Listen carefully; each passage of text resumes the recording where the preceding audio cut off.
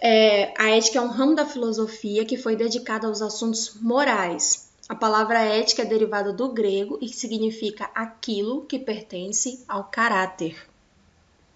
Tá? Então, quando você trabalha com ética, você trabalha com a modulação do seu caráter.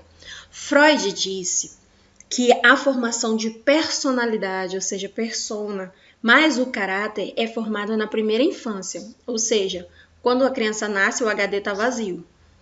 No primeiro mês, ela tem alguns reflexos e vai se desenvolvendo. No segundo mês, terceiro mês, quarto mês, aí ela faz 1 ano, 2 anos, 3 anos, 4, 5, 6, 7. Quando ela faz 7 anos, fecha-se um ciclo. E é nesse ciclo que está inserido a personalidade da pessoa. Segundo Freud, depois desse momento, a gente senta e observa o que a gente criou, né? É por isso que é importante hoje, os psicólogos falam tanto de abraçar a criança interior, de não sei o quê, porque aquele momento da birra, né? Hoje já se fala de saltos. Quando eu fui mãe, há um tempinho atrás, não se falava de saltos, não. Saltos psicológicos, saltos do desenvolvimento, não se falava muito nisso. Hoje já é muito comum. Então, assim, aquela criança que passa a noite inteira chorando não é mais cólica, é salto no desenvolvimento. Ela está se desenvolvendo. Também outra questão, a adolescência do bebê que vem com 2 anos, né? Se os pais souberem lidar com essa questão, com os fatores psicológicos, a criança tende a se tornar um adulto com menos conflitos e por aí vai. Né? Essa é a teoria freudiana, é a teoria que os psicólogos adotaram, é a teoria que os psicólogos utilizam. Então, essa formação do caráter eu consigo inserir na primeira infância, né? Coisa que os antigos faziam muito bem, né? Formavam, assim, a modulação do caráter era desde criancinha mesmo, né? Muito cedo começava a trabalhar, muito cedo tinha as obrigações, desde muito cedo tinha que entender o que era certo e o que era errado. Então, a gente já vem aí, ó, do conhecimento empírico, trazendo, né, essa formação do caráter desde a primeira infância. Mesmo sem saber, eles já estavam atrelados à teoria do Freud.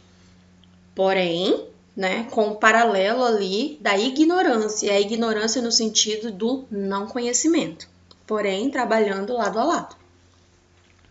Filosoficamente, a ética é um conjunto de princípios morais que regem os direitos e os deveres de cada um de nós, e que são estabelecidos e aceitos numa época determinada dentro da comunidade humana. Tá? Quem disse isso foi o Padilha, em 1995. Então, é como se fosse um conjunto de obrigações. Quando eu estou inserida, né, numa população, numa comunidade, eu tenho as regras que envolvem o todo. E essas regras eu chamo de ética, que compõe os meus direitos e os meus deveres, para que a gente consiga conviver de forma harmônica em sociedade. Tem um outro autor aqui, ó, o Boff, ele falou o seguinte: ethos, que é a mesma coisa que ética, em grego significa a morada humana, ou seja, sua morada é dentro do seu caráter, na sua personalidade. O ser humano separa uma parte do mundo para moldar-se do seu jeito e construir um abrigo protetor que é permanente. A ética é como uma morada humana, não é algo pronto, é construído de uma só vez, né? Não é algo pronto e nem construído de uma só vez. A ética, o ser humano está sempre se tornando habitável a casa que construiu para si. Ético significa, portanto, tudo aquilo que ajuda a tornar melhor o ambiente para que seja uma morada saudável, materialmente sustentável, psicologicamente integrada e espiritualmente fecunda. Então a gente molda, né, essa primeira personalidade lá na nossa primeira infância e de acordo com o Boff, a gente vai sempre ali, ó, se melhorando, se adequando às novas rotinas. Por exemplo, eu lembro que quando eu era criança existia uma rotina, umas regras na escola, né? Que era a comunidade assim fora da minha casa, era onde mais eu convivia, era na escola. Na época eu estudava no período integral. E eu lembro que tinha umas regras assim, sabe? Aí em casa era como se fosse o meu recreio, porque não tinha toda aquela hierarquia, toda aquela coisa, eu estava no colégio católico. Já lá na minha casa, não. As regras eram mais soltinhas, né, comparado às regras da escola. Então, na minha casa, né, eu conseguia me moldar mais fácil, mais rápido, porque era o meu ambiente, né? E assim eu trago para vocês com relação ao trabalho, né? A gente foi criado de uma forma em casa, dentro da ética do nosso lar, né? O que funciona, o que é funcional dentro da nossa casa, e de repente a gente cai no mercado de trabalho, vai trabalhar numa empresa. E a gente já começa a observar que a gente já não pode mais ser, de fato, quem a gente é na nossa casa. Então a gente começa ali, ó, já a mudar para se habilitar naquele novo momento que a gente está. Tanto que a gente escuta muita gente falar assim, ó, tem que engolir cada sapo para ficar aqui, porque se fosse na minha casa isso não acontecia. Porque na nossa casa a gente é de verdade, né? Num outro lugar a gente tem que se moldar, tem que se adequar, tem que se adaptar. E isso aqui, ó, é explicado pelo Wolff. Então, a cada momento da sua vida, você vai sempre se adaptando, se inserindo.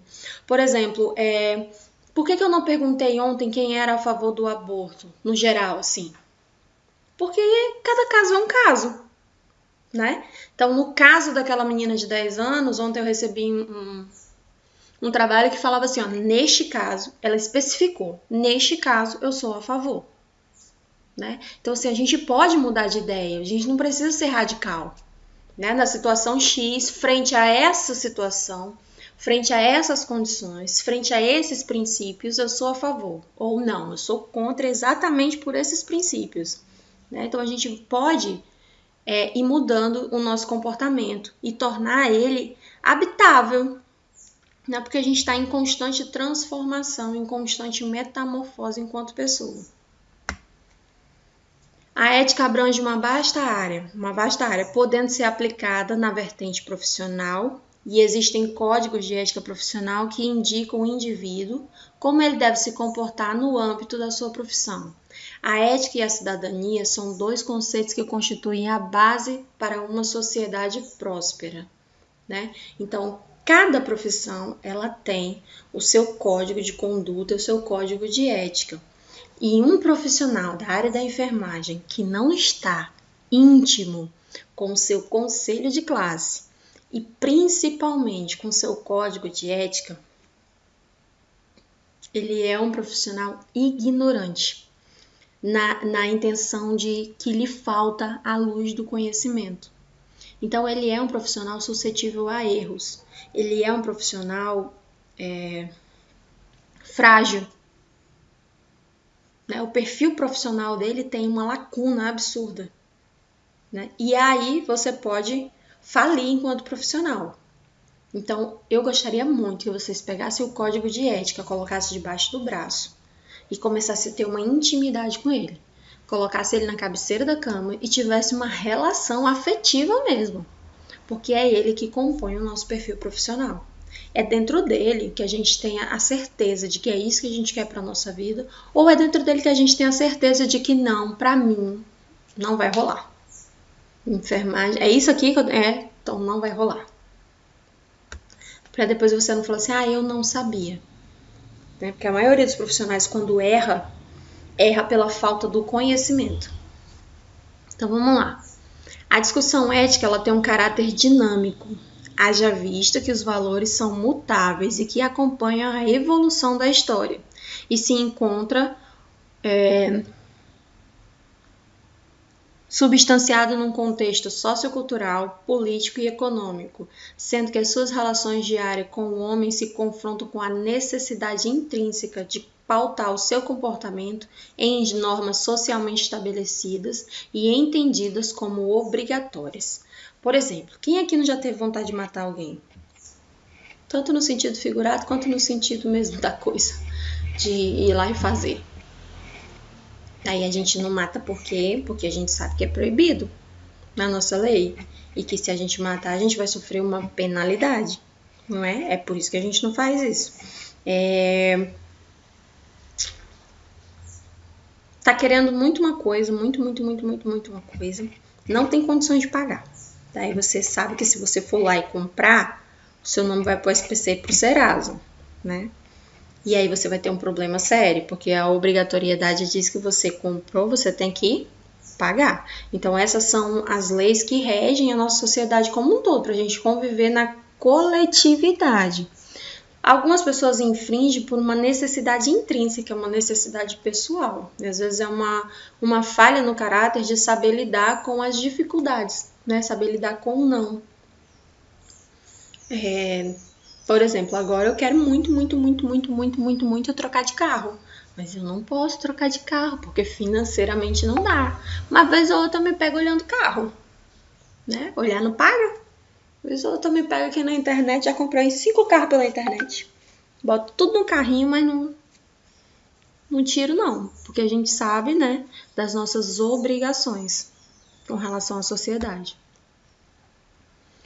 Um dos princípios da ética. Nós vimos que o princípio da bioética está embausado em 3, né? Não maleficência, autonomia e justiça. São os princípios da bioética. Então, não surtem, tá? Não confundam. Não me venham com conversa fiada aqui, não. Porque a gente também tem os princípios da ética. O princípio da ética é a moral ou a moralidade. Nela está inserido um conjunto de princípios e de valores que determinam a conduta do indivíduo. Na minha moral é estabelecido dentro da minha cultura, dentro do meu seio familiar e dentro da minha formação enquanto pessoa. Então a gente fala assim, isso é imoral. Mas é imoral do ponto de vista de quem? Do indivíduo que narrou. Por exemplo, em alguns seios familiares ou dentro de algumas pessoas, o homossexualismo é inaceitável. Já numa outra casa, numa outra situação, numa outra circunstância, o homossexualismo é uma coisa que não tem problema nenhum, é dele. Não tem problema nenhum, eles convivem numa boa, aquilo ali ele consegue ser respeitado, amado e abraçado. Em outra situação, em outra família, a tatuagem é imoral, aquilo é uma coisa absurda. Já em outra família, tatuagem é uma coisa linda, é uma expressão da obra de arte. Que coisa maravilhosa, que coisa incrível. Né? Então a gente percebe que o que é imoral aos meus olhos, para o outro é normal. E se a cidadania, a ética da cidadania, né, compõe que aquele cidadão ele tem o direito de viver do jeitinho que ele escolheu para viver, eu não posso intervir nesse direito. O que eu posso é continuar com os meus princípios. E os meus princípios diz que aquilo, para mim, para o meu modelo de vida, é imoral. Para o modelo de vida do outro, ok. Entenderam? Esse é o princípio da moral. É o que a gente aprendeu lá com os nossos pais. A liberdade, né? Segundo o princípio da ética. Liberdade é a expressão de uma necessidade, a necessidade de poder tornar-se pessoa. A liberdade reside, então, na própria atitude do homem de assumir-se e assumir o seu processo de realizar, né? É quando eu digo na minha casa que eu vou ser enfermeira e eu vou bater o pé. E aí meu pai vira para mim e fala assim, de jeito nenhum, toda mulher que trabalha no hospital dá problema em casa. Quem aqui já ouviu isso de uma maneira mais grosseira e esdrúxula? Quando eu resolvi fazer enfermagem no auge dos meus 16 anos, o pau quebrou na minha casa. Parecia que eu estava indo para a forca, que o mundo ia acabar. Porque o que minha família sonhou para mim? Comerciante, eu venho de uma família de comerciantes. Então, eu já tinha um ponto estabelecido para mim, já tinha uma rotina e já tinha uma logística do que eu faria da minha vida. E aí eu resolvi ter diploma. E eu sou a primeira na família a ter nível superior. Eu bati o pé e eu falei que eu ia ser aquilo e eu vou ser aquilo. Então eu expressei o meu princípio da liberdade, da minha liberdade enquanto pessoa, né? E eu me fortaleci nisso, porque a partir do momento que eu virar e falar assim, eu não quero mais ser enfermeira, eu quero ser agora manicure. Vou ser manicure. Agora eu não quero mais ser manicure, eu vou ser depiladora, eu vou ser depiladora. Eu vou ser o que eu quiser, porque eu estabeleci dentro de mim o princípio da minha liberdade enquanto pessoa, da minha formação pessoal. Porque existe o que os pais, o que a família espera que seja melhor para cada um de nós. Mas existe dentro de nós uma necessidade particular. E é essa necessidade particular que a gente tem que ouvir. Realização pessoal não tem nada a ver com dinheiro, né? Eu tenho uma amiga que ela é laceira, ela faz lacinho de cabelo. Ela é a pessoa mais feliz do mundo que eu conheço a nível profissional. Altamente realizada dentro da profissão dela, né? Já tenho uma amiga que é manicure, eu tenho uma amiga que é micropigmentadora. E por aí vai. Então as profissões têm um leque de oportunidades. E se a gente tiver a liberdade de expressar, né, essa nossa formação pessoal, porque se nós observarmos, né, ao longo da nossa vida, a gente passa mais tempo trabalhando do que se divertindo e em comunhão com a família, né? Então, se a gente trabalha num ambiente insalubre, as pessoas não vão compreender.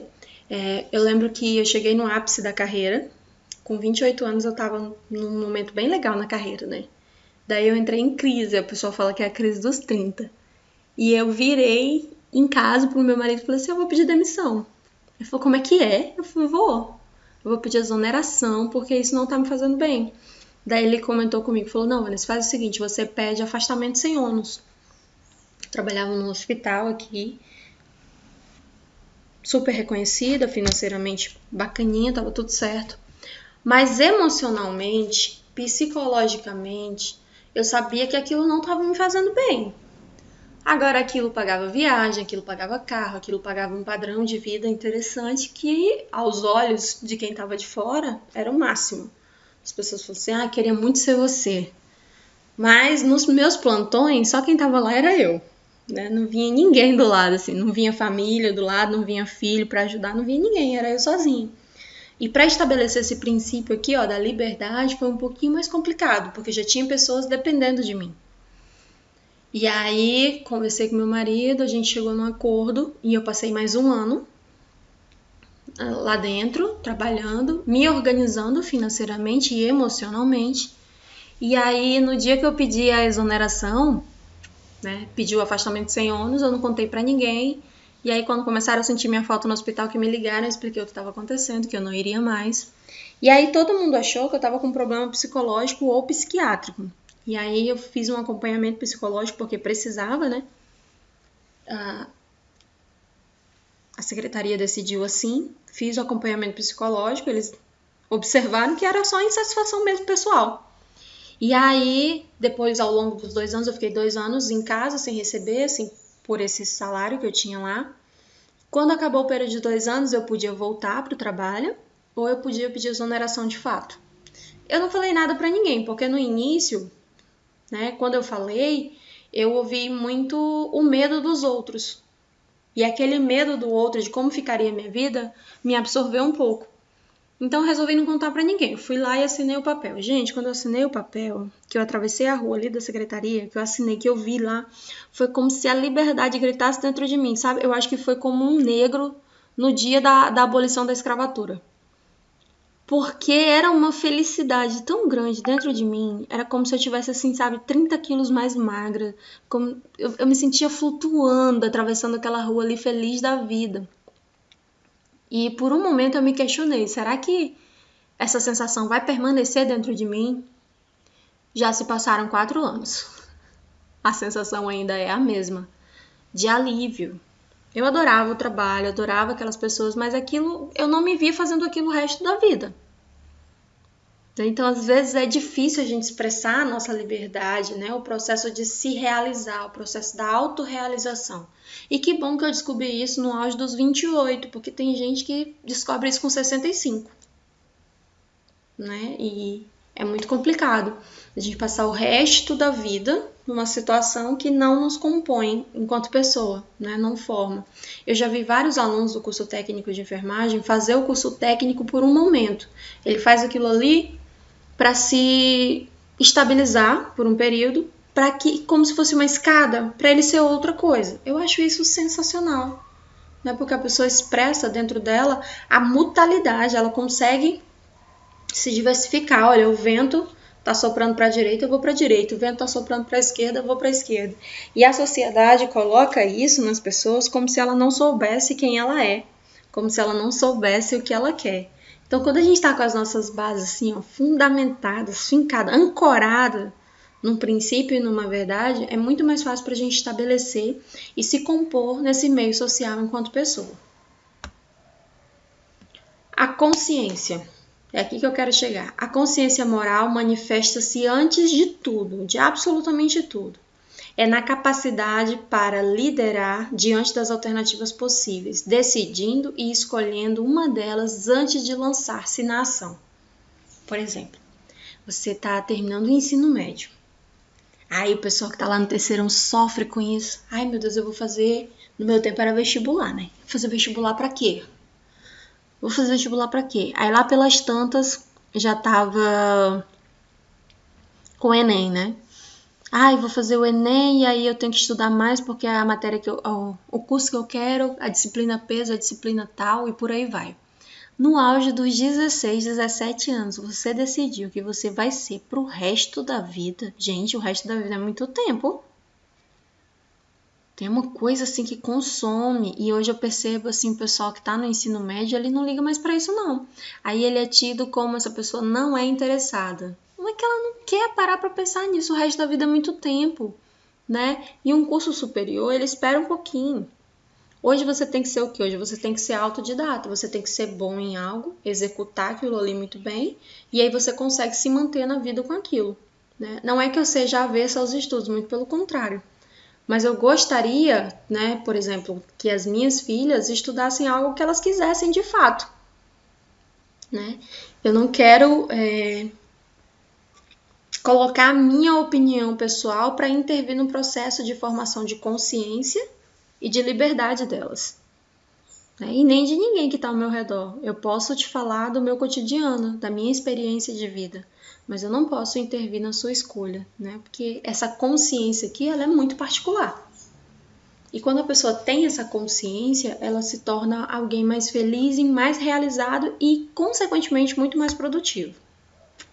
Os nossos valores, né? Valores são os fundamentos motores para o agir do ser humano. Dão a dinâmica do agir. As nossas ações, os nossos objetivos são vontade que estão embasados em cima dos valores que nós temos. Por exemplo, eu venho de uma família, de uma formação cultural que é assim: você estuda até você aprender a somar. Depois que você aprende a somar e aprende o mecanismo de como ganhar dinheiro, aquela inteligência financeira, daí você monta o seu próprio negócio e você vai ser feliz com aquilo ali. Aquilo ali é pro resto da vida, com aquele negócio. No máximo você migra, mas você vai ser sempre empreendedor. Eu venho desse seio familiar. O seio familiar do meu marido é diferente. Você estuda, atinge uma graduação. Depois que você atinge a graduação, você estuda muito para um concurso público. Você passa no concurso público e já, finito, acabou. Só desenvolver aquela atividade a qual o cargo lhe compete e pronto. Essa é a formação de valores da família do meu marido, né? E por aí vai. Daí o meu marido resolveu ser empreendedor e eu resolvi fazer nível superior, passar no concurso e adquirir a estabilidade. Olha os contrapontos, né? É um tanto quanto complicado essa questão de valor, de moral, de consciência, de liberdade, é particular. É claro que o nosso seio familiar, o nosso seio cultural, ele tem uma certa dificuldade de absorver isso, né? Daí a expressão santo de casa não faz milagre. Por quê? Porque é muito difícil eu admitir que alguém que saiu do mesmo lugar que eu é sucedido e eu não.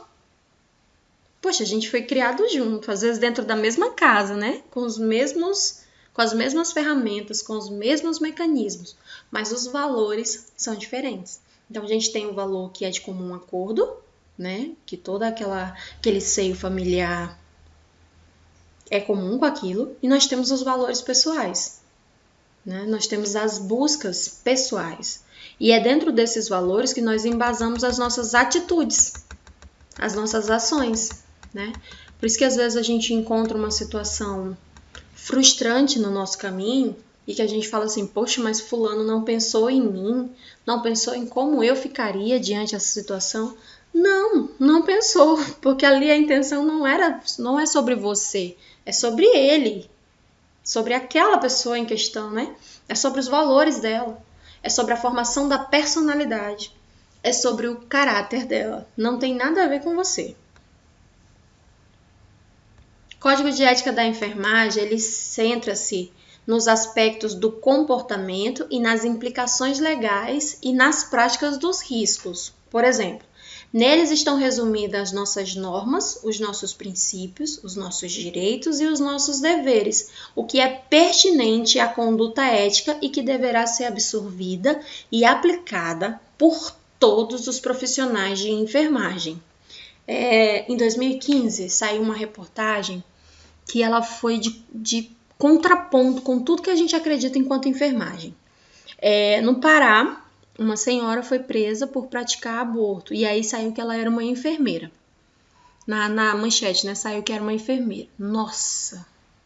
Aquilo, sabe assim, quando desce na garganta, queimando, rasgando, era como os profissionais de enfermagem receberam aquela notícia. Lógico que o Corém e o COFEM começaram a investigar. Cadê a matrícula dessa cidadã? Cadê a matrícula? Descobriram que ela nunca fez nenhum curso na área da saúde. Ela se dizia enfermeira e as pessoas acreditavam naquilo. E por saber que quem é da área da saúde, a palavra tem fé pública, as mulheres a procuravam. Então a demanda dela era maior porque as pessoas falavam assim, poxa, ela é uma enfermeira. Só que a gente sabe que todo enfermeiro, todo aluno do curso técnico trabalha dentro aqui, ó. Dentro dos princípios que são aplicados a cada um de nós. Então, nós temos direitos e nós temos deveres. E esses deveres estão pautados dentro desse código de ética da nossa conduta profissional.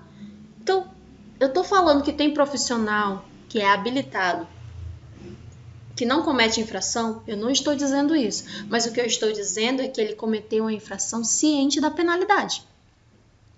Completamente ciente. Ele sabia que ia ter uma penalização para ele. E se tem uma coisa que funciona no nosso conselho, minha gente, é a penalização. Porque é inaceitável. Então vocês vão encontrar muito aí censura pública, se vocês botarem aí, depois fizeram uma pesquisa, né, de penalização do Corém, censura pública. Se vocês colocarem de penalização do Corém, vocês vão encontrar a cassação da carteira. E tantas outras penalidades assim que é absurdas. Recente, aqui no estado, um colega que eu digo porque é da área da saúde, um enfermeiro, ele foi denunciado por algumas mulheres, por algumas enfermeiras, que ele estava trocando emprego, né, por assédio. Então elas eram assediadas e a mulher que não cedia, né, aquela situação específica era demitida. E aí uma fila de mulheres. Bastou a primeira ir denunciar, apareceu mais um monte. E aí ele foi cassado. O Corém nem ouviu a parte dele. Ele foi cassado. Então, assim, rapidinho, entendeu? Ele fazia aquilo, sabendo que estava fora do código de ética da conduta dele e que ele ia sofrer uma penalidade. Só que a penalidade foi a máxima. Não é porque primeiro a gente recebe advertência, depois censura pública, e aí vai subindo as penalizações. Né? No caso dele foi penalidade máxima. Perdeu o direito. E daí ele tinha um cargo, né? Como enfermeiro, passou num concurso como enfermeiro. Se ele não é mais enfermeiro, então ele perdeu o concurso, perdeu a estabilidade. Né? Por uma situação impensada, por atitudes impensadas, da formação, do caráter, dos valores dele enquanto cidadão, enquanto homem, que não condiz com o perfil profissional. E aí o Corém vai lá, minha filha, e penalização da gente. Então, eu sempre levo em consideração o direito da assistência de enfermagem à população e os interesses do profissional e de sua organização, e ainda focando-se no pressuposto de que os agentes de trabalho da enfermagem devem estar aliados aos usuários, reivindicando uma assistência de qualidade e acessível. Então, se eu, enquanto profissional de enfermagem, observo que aquela prestação de serviço está ineficaz, insegura, ou insalubre, eu tenho que correr atrás de melhoras, né? Porque quanto melhor o meu ambiente de trabalho estiver e quanto mais conhecimento eu, enquanto profissional, tiver, melhor é a assistência do meu grupo populacional, né? E é por isso que hoje, gente, a secretaria paga para você estudar. Por exemplo, o profissional que trabalha na sala de vacina, ele tem capacitações praticamente mensais ou trimestrais. Por isso que o calendário de vacina ele muda tanto, né? Ele vai mudando assim. Quem trabalha na sala do pezinho, na sala do crescimento e desenvolvimento, tem atualizações mensais. A secretaria paga para você estudar. Então você vai lá e faz um curso. Você que está trabalhando na assistência lá na pediatria, vez ou outra tem um curso de atualização profissional. E é um dever do profissional da enfermagem participar. Assim como é um dever do Estado ou do nosso conselho fornecer, é um dever nosso participar. Porque quanto mais preparado a gente está, melhor é a assistência para o nosso público. E o público ele tem direito a uma saúde de qualidade, tá bem? E nós temos o dever de prestar essa assistência. Então, olha só, o que pode ocasionar a falta de conhecimento ou a falta de interesse sobre o Código de Ética dos Profissionais de Enfermagem? Só problema, minha gente. Só problema. Quando eu não tenho interesse de saber quais são as bases da minha profissão, eu só vou ter problema na minha vida profissional. Né? A falta do conhecimento e desinteresse pelo Código de Ética que regulamenta cada profissão, né, estão aparentes demais.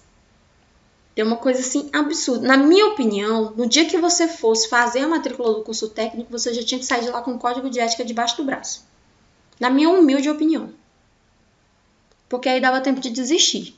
Dava tempo de sair correndo, puxando os cabelos, falando que isso não é pra mim. Né? Ou então a gente falava assim, a partir de agora é isso que realmente eu quero da minha vida, é isso que eu vou ser quando eu crescer. Esse descaso pode criar inúmeros problemas para a gente. E é claro que as técnicas são importantíssimas para a construção do bom profissional. E embora ainda, né, que ganhando espaço, o conhecimento do seu respectivo código de ética ainda está longe de ser uma obrigação curricular. Então, assim, por mais que a gente tente, por mais que a gente queira, por mais que caia em tudo quanto é concurso, a maioria dos profissionais de enfermagem não tem intimidade com as técnicas básicas que regulamentam a nossa profissão. Por exemplo, tem uns gigantes aí da enfermagem que eu sigo, né, no Instagram.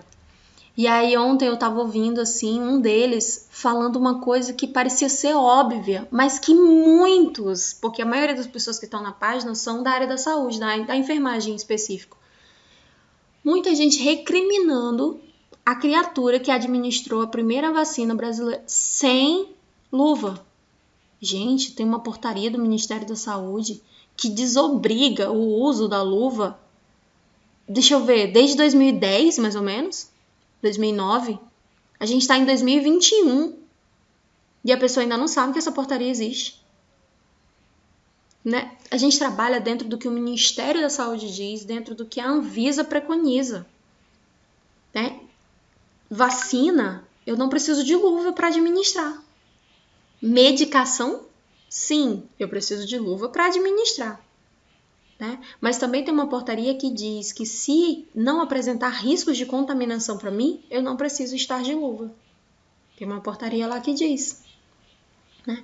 E aí os alunos, os profissionais, tudo caindo de pau, assim, inadmissível, um absurdo, um erro primário, a mulher sem luva e não sei o quê. E eu assistindo aqui, eu falei, gente, eu não tô acreditando que eu tô ouvindo isso, não.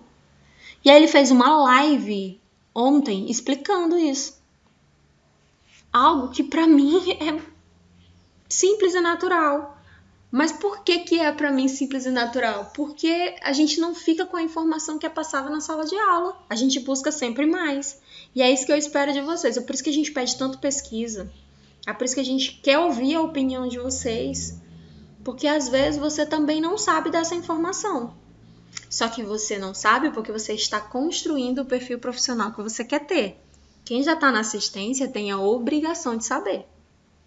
Né? E isso eu não consigo engolir. Eu não consigo entender como é que alguém que está na assistência não sabe das normativas que vão mudando, são cíclicos. A partir do momento que você ganha o direito de exercer sua profissão, você ganha lá o seu diploma, que você se habilita no Corém, você tem que estudar mais. Porque saúde muda, ciência muda o tempo inteiro, os protocolos mudam. Porque as pessoas vão pesquisando, vão descobrindo, e nessas descobertas vão sendo inseridas no nosso protocolo, na nossa rotina enquanto profissional. Então, o que era há 20 anos atrás, não é mais hoje. Muda, tudo muda. Quando eu aprendi a puncionar, fazer o acesso venoso periférico, eu aprendi que o bisel era para cima e que se você fizesse de outro jeito estava errado. Hoje, algumas pessoas já dizem, né, alguns cientistas colocam pra gente que o bisel ele pode ser tanto para cima quanto para baixo.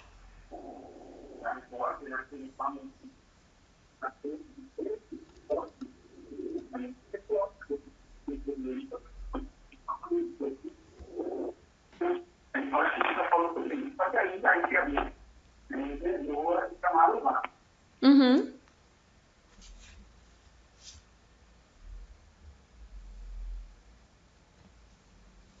Eu não entendi, não.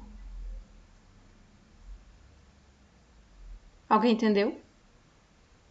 Ficou ruim aqui, falhou o áudio bastante.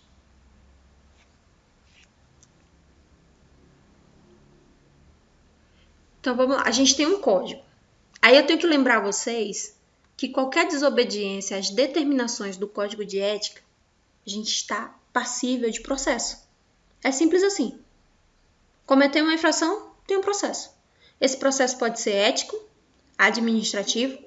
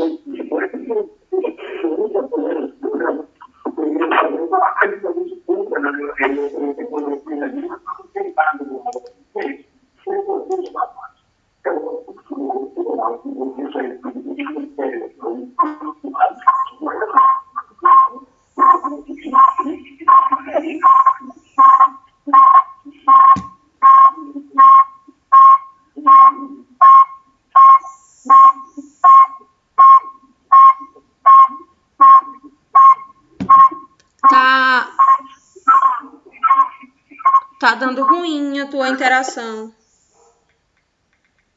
Pronto.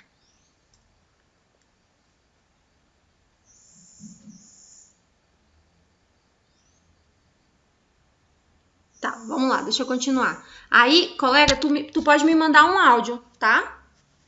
Porque eu não sei para as outras pessoas, mas para mim tá chegando muito falhado a tua voz. Então, olha só, se a gente cometer uma infração, nós vamos sofrer um processo. É simples assim. Bem facinho. E esse processo, né, tá dentro das infrações, de umas complicações que a gente vai ter na carreira, e principalmente a gente vai estar embasado ali, ó, no nosso comprometimento profissional. Então, nós podemos sofrer penalização como, por exemplo, a cassação, nós podemos sofrer advertência verbal, nós podemos sofrer advertência escrita, nós podemos passar por suspensão das nossas atividades. Por exemplo, nós estamos inseridos numa situação em que precisa de investigação, né? Fomos acusados de negligência, por exemplo. Sabe o que acontece? Primeiro, o nosso conselho ele te afasta. Você fica afastado das suas obrigações. Depois, ele investiga se é verdade ou não. E aí, quando sair o resultado, ele decide se vai te afastar de forma permanente ou se você volta a contribuir, qual vai ser a sua penalidade, tá? E é como eu falei para você, se tem uma coisa que funciona no nosso conselho, é a penalização. Então, vamos lá. Não basta apenas eu conhecer o código de ética, né? Eu tenho que assimilar o amadurecimento e eu tenho que utilizar tais normas que são fundamentais para o aparecimento do meu pensamento ético, resultado na evolução profissional e de profunda humanização. Então, eu tenho que pensar em mim enquanto valores morais, né? Enquanto meu conhecimento e enquanto a minha liberdade, para ver se eu embaso esse meu perfil ético, trazendo isso para dentro de até onde eu posso, do meu perfil profissional, que está dentro do meu código de ética. Aí eu associo isso aos meus valores primordiais e aí eu consigo executar as minhas atribuições. Esse pensamento ético, ele vai gerenciar as nossas ações de forma automática. Vai ser automático pra gente. A pessoa falou e falou não. A pessoa pediu, você fala não. Ou a pessoa pediu, você fala ok. Ou nem precisa pedir, você vai lá, já sabe onde é que está a sua obrigação. Porque isso faz parte do teu comportamento ético. Já a bioética, a gente já falou sobre ela há tempos atrás, né? Fala sobre a vida. Fala sobre os princípios da ética na vida. Então, a gente tem ali o princípio da não maleficência. Primeiro, eu não causo mal para o meu paciente. Depois, eu observo quais são os benefícios que a minha atitude enquanto profissional vai trazer para aquele paciente. Aí, eu explico para ele tudo isso e eu observo a autonomia dele. Eu vejo se ele quer aquilo que para mim é fundamental, aquilo que seria uma beneficência para ele. Eu coloco os prós e os contras para ele, daquele procedimento, e ele me diz se ele quer ou não. Então, eu defendo aí o princípio da autonomia. E por último, eu tenho que ser justo. Será que o que ele quer, dentro da autonomia dele, é justo para mim, na minha formação ética? Está inserido nos meus valores? É viável para mim? É aceitável para mim? Daí eu implico o terceiro princípio da bioética, que é a justiça. E essa justiça pode ser para o paciente e para o profissional. Daí entra, né, aquela forma de que o profissional ele tem o direito de se recusar a participar de algo que vai de encontro com seus valores, com seus princípios éticos, né? E aí ele não desrespeita a autonomia do paciente, ele simplesmente se recusa a executar aquele procedimento, mas vem outro profissional que, para ele, para o perfil profissional dele, aquilo ali é completamente moral e aceitável e ele executa o procedimento. E nós, enquanto profissionais da área da saúde, devemos respeitar isso. Não somos obrigados a participar, mas temos o dever de respeitar a autonomia dos nossos pacientes. Então, olha só, a ética do dever foi formulada por Kant e focaliza o problema na fundamentação moral, né? Pregando uma solução racional, sem recurso à divindade. É por isso que eu falo sempre para as alunas, né? Tem umas meninas que elas têm, ou os alunos em geral, têm uma fundamentação teológica. Geralmente são as pessoas de fundamentação... Eu não sei como é que fala o nome da religião, porque a meu ver, todos são cristãos. Eu vou colocar como protestante, tá? E aí entra todas as denominações cristãs, a partir de Lutero. E elas têm uma facilidade de falar sobre Deus, de chegar, de oferecer uma oração, né? Tem essa facilidade. É do perfil desse tipo de pessoa que tem esse caráter religioso. Só que nem sempre isso se aplica na minha formação ética. Na ética do dever aqui, ó, Kant ele fala que o profissional ele tem que trabalhar no princípio da ciência. Agora, lá fora, ele pode ser o que ele quiser. Agora, vamos lá. A Neide está no hospital, ela é dessa fundamentação cristã. A paciente que ela está atendendo também é dessa denominação cristã. E lá pelas tantas, as duas chegaram a essa informação. E aí, a própria paciente fala assim, ai, Neide, bem que você podia fazer uma oração em mim. Aí a Neide fala assim, tudo bem, deixa eu só terminar de realizar aqui as minhas atribuições e eu vou fazer a oração em você. E aí é o momento das duas em particular. Isso não tem nada a ver com a formação profissional da Neide. Ali é um caráter filosófico, né? Só que se a Neide chegar lá e oferecer, ela está infringindo o princípio da ética, né? E o princípio que foi formulado por Kant aqui, ó. Que ele falou que a nossa solução tem que ser racional, sem recurso à divindade. Então, a gente aplica para aquela paciente cuidados de enfermagem. Né? Já pensou, a paciente está lá com dispneia, que é uma dificuldade respiratória, e a gente chega e fala assim, vou fazer uma oração aqui por você que vai passar. Não, a gente tem que oferecer o recurso chamado oxigênio, né? Posição de Fowler. Coloca travesseiro nas costas dessa pessoa, Coloca um travesseiro no abdômen dessa pessoa para ela contrair melhor o diafragma e conseguir expandir melhor o pulmão. Então a gente trabalha ali com a solução racional, uma solução focada no problema. A gente chama isso de cuidado de enfermagem. Para Kant, a autocerteza da consciência moral é alcançada por meio da obrigatoriedade do dever. Qual é o meu dever enquanto profissional? É executar cuidados de enfermagem. Esse é o dever do aluno do curso técnico de enfermagem, executar assistência de enfermagem. A autonomia da razão ética é uma condição imprescindível da moral. Como razão não se constrói, com a razão não se autoconstrói, mas está encarnado num histórico finito do homem, processo cíclico. Tampouco a moral se constrói com a razão, mas afunda suas raízes no costume de um grupo. Então, é muito comum a gente estar sempre inserido num grupo que pensa tal qual a gente. Por isso, a necessidade do ser humano de se autoafirmar, ele está sempre em grupos. Ou é no seio familiar, ou é na religião, ou é numa classe trabalhadora. Ele está sempre ali em grupos, em pessoas que pensam, têm os mesmos princípios, os mesmos valores, a mesma liberdade, o mesmo código de conduta e de ética. A ética, ela traz responsabilidade, Segundo o Max Weber, refere-se à moral individual, porém ela está desassociada da religião. Weber rejeita a crença que o imperativo categórico foi estabelecido por Kant, consistente em algo profundamente formal, no sentido de que o distanciamento da vida cotidiana iniciava e expressava uma grande eficácia incorporada à ética da responsabilidade.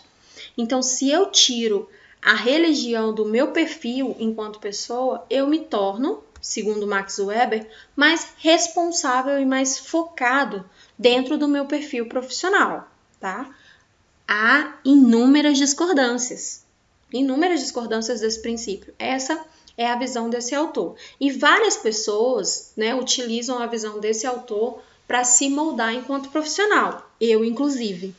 Eu sempre digo para os meus alunos que eu deixo a minha religião, em casa, quando eu estou com meu jaleco. Eu continuo sendo cristã porque eu acredito que a igreja mora dentro de mim. Mas no meu trabalho eu procuro agir da forma mais racional possível. Então eu ofereço muito de enfermagem. Tudo que eu tenho e tudo que eu posso buscar de cuidado de enfermagem, eu ofereço para o meu paciente. Mas a critério da divindade, eu não me sinto apta a realizar. Não acho errado quem o faz, mas essa foi a ferramenta que eu escolhi para mim, Como que eu vou trabalhar? Então, eu trabalho no pensamento desse autor. Já tem gente que trabalha com o pensamento de outros autores, Então, vamos lá. Combate a ética na totalitariedade com a qual não se compactua, Afirma que os meios devem ser adequados aos fins e que não há fim, autoconstruído que justifique o recurso para os meios que possam ser compatíveis. Concluindo, sobre todas as circunstâncias, são os meios que definem os fins. Então, a gente tem que estar ali, com o nosso cuidado de enfermagem claro e objetivo na nossa cabeça. E vocês vão começar a estabelecer isso a partir das próximas disciplinas. Então, você observa um sinal e um sintoma e o cuidado de enfermagem já vem ali, associado. Porque isso é um dever. E aí, a partir do momento que a gente fica mais próximo do nosso perfil profissional, a gente começa a trabalhar mais com a razão e começa a deixar a emoção no lugarzinho dela. Porque o ser humano ele foi feito para trabalhar de forma racional e não de forma emocional. Sempre que a gente deixa a emoção vir à tona, a gente não consegue executar as nossas atribuições. Tem uma lei na enfermagem que fala que você não pode atender um parente de primeiro grau. Por quê? Frente àquela situação, você vai deixar aflorar a sua emoção. Então, é óbvio que a assistência vai ser diferenciada. Não é? Então, por exemplo, eu sou mãe. E no período que isso aconteceu, eu trabalhava no hospital da criança. A minha filha brincando, tinha 2 aninhos, brincando, ela caiu de uma certa altura da casa que a gente estava. E quando eu ouvi o grito, eu corri para olhar. Eu olhei assim, ó, de cima, e eu vi a menina estatalada no chão. Na minha cabeça tinha sangue para tudo, eu só via sangue jorrando. Eu desmaiei. Quem socorreu a criança foi o pai dela. Bem de cuidar da mãe e bem de cuidar da criança que tinha caído, estava estatalada, aí foi todo mundo para o hospital, aquela confusão. A mãe entrou por uma sala de emergência e a criança por outra emergência. E a mãe, enfermeira pediátrica. Mas a emoção, naquele momento eu não era enfermeira, naquele momento eu era a mãe da criança. E se você consegue, né, trabalhar em situações assim, bacana. Mas tem uma lei na enfermagem que explica exatamente isso, que quando a gente deixa a emoção aflorar, a nossa razão ela fica turbada. Então a gente não consegue atuar enquanto profissional. Por exemplo, você trabalha na área da saúde e o paciente do leito 30 é o seu pai. E lá pelas tantas ele descompensa. E aí ele evolui para uma parada cardiorrespiratória. Eu te aconselho a não participar. Deixa para a equipe fazer. Porque a sua emoção pode falar mais alto e você pode intervir no trabalho da equipe, dificultando assim a nossa assistência. Tá bem? Então, se for um parente de primeiro grau, vai como acompanhante. Né? Não cuida, porque quando a emoção fala mais alto, a razão ela desce pelo ralo.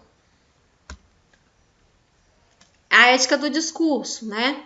Se configura não apenas nos efeitos colaterais, mas nos efeitos cumulativos, quais são desencadeados pelo homem na natureza, mas também com o ceticismo e o relativismo generalizado, que declaram ser impossível fundamentar qualquer tipo de norma ou objetivo válido no mundo globalizado e fragmentando uma grande predominância na relação tecnológica.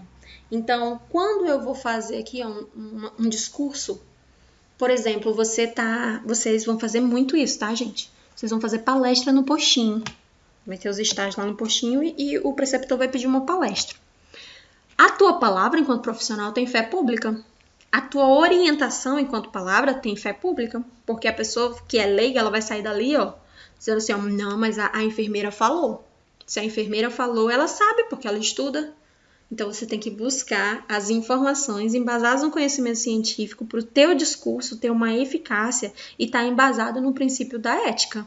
Porque aquelas pessoas que estão ouvindo vão começar a trabalhar aquilo dentro da vida delas. Então, a gente tem que ter muita responsabilidade em relação a isso. Deontologia é um princípio da bioética. Depois eu vou mandar para vocês no grupo alguns vídeos, fragmentos de um filme que é muito bonito. Porém, ele é legendado. Tem outros, né? Mas eu vou trazer aqui um pedacinho de alguns filmes para vocês terem assim uma maior compreensão de como que acontece a deontologia dentro do princípio da ética. Né? É a filosofia que faz parte da moral contemporânea, que significa a ciência do dever e da nossa obrigação. Ela foi qualificada como sendo uma ciência que estuda os deveres de um grupo profissional. Para a deontologia, a consciência significa o julgamento interno para cada pessoa que faz os seus atos ou os atos dos outros. Assim, qualquer atitude tomada num nível pré-consciente ou inconsciente será parcial ou totalmente intensa de responsabilidade, quer seja ela jurídica ou quer seja ela deontológica. É aí que entra aquele princípio que a gente tem o direito de se recusar. É dentro da deontologia, né? Se vai de encontro aos nossos valores, a gente se recusa. Para tomar uma decisão ética, né? De acordo com Frey, ele falou que a tomada de decisão ética depende da sensibilidade ética e do raciocínio moral. Como é que eu vou ter um raciocínio moral se eu não conheço meu código de ética? A sensibilidade da ética do enfermeiro sobre a influência da cultura, religião, educação e principalmente as nossas experiências pessoais. O raciocínio moral é a nossa habilidade de conhecer e determinar o que deve ser feito ou não numa situação particular. Por isso que eu sempre trago aqui para vocês situações pontuais. Nesse caso, neste caso, situações pontuais. Porque de acordo com a necessidade do nosso paciente, a gente pode mudar de opinião. Então, isso é um processo que vai ser cognitivo e cada um determina a sua ação que seja eticamente defensável para resolver um conflito de valores. E isso a gente faz como? Estudando o nosso código de ética, estudando os padrões práticos da nossa conduta ética, assim como os princípios éticos e a formação dos nossos valores. Isso vai ajudar o enfermeiro a desenvolver uma sensibilidade ética e a capacidade de raciocínio moral para integrar essas qualidades como habilidades para a resolução dos seus problemas no cotidiano. Então, dentro do nosso código de ética, você vai encontrar ferramentas para embasar a sua teoria. Seja ela favorável ou seja ela contra alguma situação que você vai se confrontar diante da sua prestação de serviço. E eu gostaria que vocês, a partir de agora, começassem a pensar melhor nisso, começassem a se comportar de uma forma mais crítica, mais embasada, mais consciente, porque a gente vai participar de muita situação que nós vamos julgar antiéticas, amorais, que vão ser de encontro com os nossos valores pessoais, mas que fazem todo o sentido tanto para o paciente, quanto para aquela pessoa que está executando a atividade. Eu lembro de um caso, eu trabalhava no hospital do câncer aqui em Rio Branco, e ocorreu uma situação um tanto quanto complicada. Tinha um paciente que a família dele era muito presente na vida dele, assistia ele como um todo. Gente, ele tinha os filhos mais maravilhosos do planeta. E aí, eu percebia que ele estava desconfortável, aí um dia eu cheguei pra ele e eu perguntei, falei assim, fulano, o que tá acontecendo? Se eu preciso de alguma coisa? E ele já estava em cuidados paliativos, E aí ele falou pra mim, falou assim, minha filha, eu quero muito falar com você, mas eu não queria que nenhum dos meus filhos estivesse aqui. Daí, eu falei assim, então tá bom, eu não vou pedir pra nenhum filho se retirar, E aí, lá pelas tantas, um momento que só podia ficar um acompanhante, eu pedi para esse um acompanhante ir fazer a capa de prontuário, ou seja, dei uma despistada no paciente, porque isso a enfermagem pode fazer, mas eu queria conversar com aquele paciente. Então, ela saiu, a acompanhante, foi fazer a capa do prontuário, que demora cerca de 20, 30 minutos para fazer. E aí, eu conversei com ele, e ele me explicou o seguinte, ele era casado há mais de 40 anos com uma senhora, com quem ele tinha todos os filhos. Mas há uns 10 anos ele vinha tendo um caso extraconjugal e ele estava morrendo de saudade da moça. E ele queria muito ver a moça antes de morrer. Menino do céu, eu sou uma mulher casada, que tenho filhos. Isso vai de encontro com a minha moral, assim, é como se fosse um caminhão me atropelando, uma narrativa dessa. Porque a minha vontade era falar assim, seu velho safado. Mas eu não podia, Aí eu falei assim, olha, eu vou verificar o que a gente pode fazer. E aí eu fui conversar com a minha colega. Aí minha colega falou assim, Vanessa, eu faço isso aí numa boa, pra mim não tem problema nenhum. Inclusive eu vou estar de plantão hoje à noite. Me passa o número dessa pessoa que eu ligo. Daí, no outro dia, eu cheguei no plantão e ela tinha despistado também a família, tinha pedido pra família ir pra casa descansar, que qualquer coisa ela avisava no celular, que ela ia ficar de plantão e que ela só tinha ele de paciente. De fato, ele era o único paciente naquele dia. Que ela só tinha ele de paciente, que a família estava muito cansada, a internação já se estendia há meses. E aí a filha assim o fez, foi para casa descansar. Ela ligou para a moça, ele teve uma noite incrível, ficou conversando com a moça, porque não tiveram um encontro amoroso não, foi um encontro mesmo de conversar. Conversou com a moça, ela disse que foi um encontro lindo, que os dois se perdoaram, que entenderam que aquilo era um erro, enfim, teve lá a situação. 2 dias depois ele evoluiu para o óbito. Então assim, e ele, na hora que ele estava agonizando, ele pegou na mão dessa colega e falou assim, muito obrigado. Nós duas sabíamos do que ele estava falando, A família entendeu que aquele muito obrigado foi pela assistência que a gente vinha prestando para ele. Mas assim, toda aquela assistência fazia parte da nossa obrigação profissional. Aquele favor que ela fez fugia dos padrões, mas que para ele, para o princípio da autonomia, para uma necessidade particular, fez toda a diferença. Então, assim, eu queria encerrar por hoje com esse tipo de situação e com situações que vocês vão encontrar no cotidiano de vocês, né? E aí, se para você tá ok de fazer, faça, porque a pessoa ela vai gostar, né? E ela vai estabelecer com você uma relação de gratidão que você nem imagina o quanto que esse laço é forte, né? E o quanto que esse laço nos fortalece em dias difíceis.